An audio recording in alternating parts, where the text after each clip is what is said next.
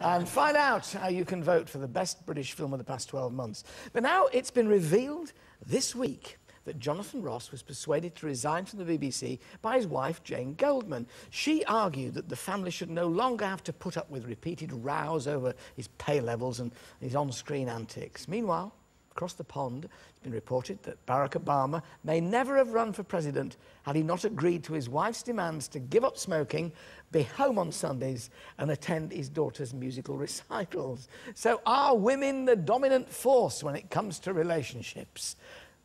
Silence. Are men...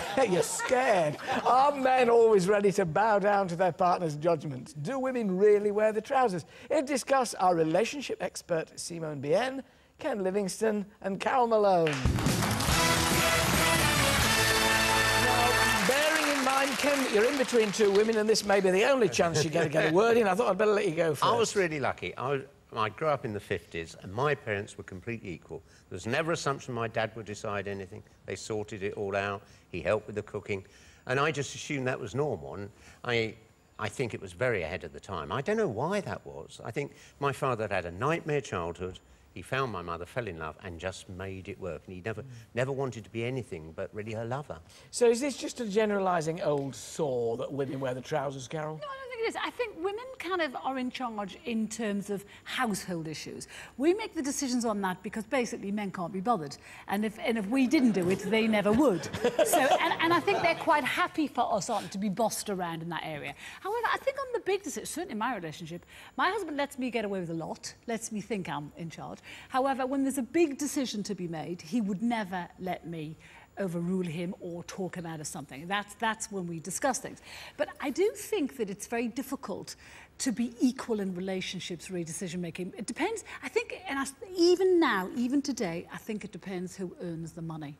I think if the man earns the most money, I think he probably thinks that entitles him to make the decisions. And I think if the woman does, and the guy's at home looking after the kids, I think she thinks that entitles him. Ooh. Money is power in society. Is that the case, do you think, Simone? I don't think so. I think the most healthy relationship, think of it like a gin and tonic. Separately, they're good, but together, they are absolutely fabulous. But one is, generally speaking, more powerful than the other. You wouldn't get very high on tonic, would you? Exactly. Well, you would if you went to a hot country, because oh, quinine. That's it. It stops you getting malaria. The woman, exactly. You see. Good nurse. Yeah. But I think you've got to share power, and I think that's what Obama's shown us. What Michelle Obama did with Barack is she said, I'm willing to support you in your dream of becoming president, but look, I still need a husband, I still need a father, and here are my conditions. So she's been really smart about it.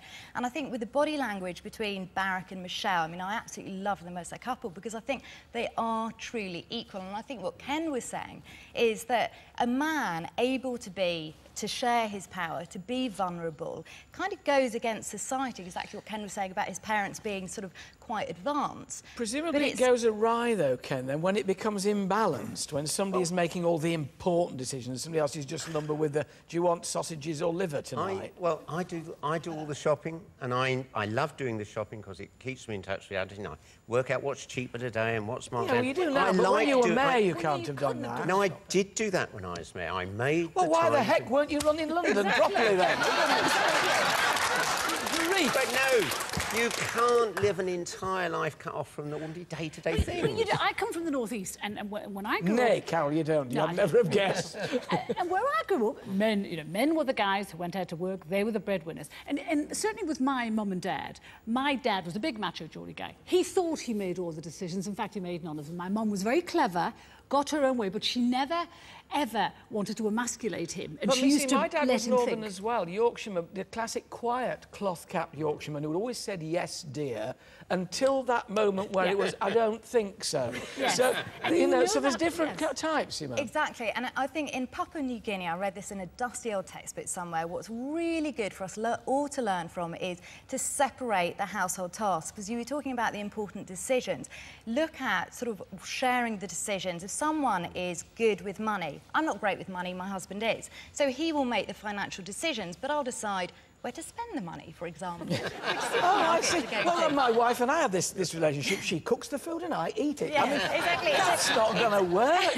No, but if you share your daily tasks by saying, OK, this year I'm going to take out the cat litter, you take out the rubbish bins. And if you negotiate these different tasks, the weekly, daily, monthly tasks, you have a sharing of power. And then I remember that's in an ideal world. That doesn't happen. Women can say to guys, OK, you're going to do this every Sunday and every Monday. And we all know it doesn't happen. The thing is, if we rescue men, if we rescue other halves, then they're going to know that actually they're always going to get away with it. You have to be bold and say, your job... Ken here, it's sort of like watching the Spectator at Wimbledon. The trouble is, most men are quite prepared to let the house get dirtier and dirtier and dirtier, knowing the woman's always going to crack first. Yes. And they don't care. You have to be strong and be prepared. For example, I read your article. You have to live in a Christmas. dustbin. Well, you have to live on a dustbin, or, for example, do your own washing, but say you're in charge of your washing. So, for example, if Alan didn't wash his shirts, he'd be coming to work. Well, Alan doesn't. He has a whole host of servants to do that. That's right. So he's not the best example. But the thing is, there's a real problem here. There's a real problem here.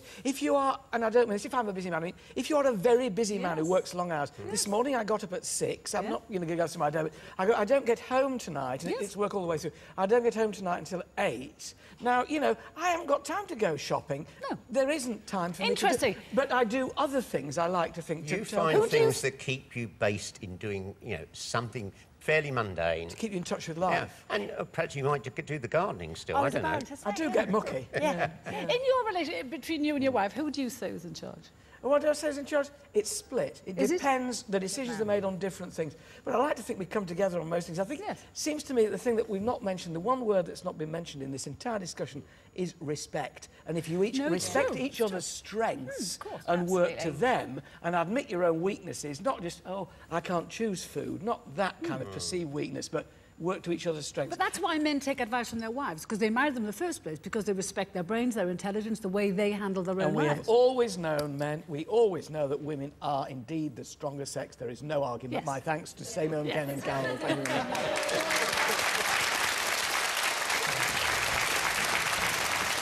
And I am an exceptionally good crawler. Still ahead this Tuesday tea time, we reveal the shortlist for the best British movie at this year's Richard Attenborough Film Awards. And let's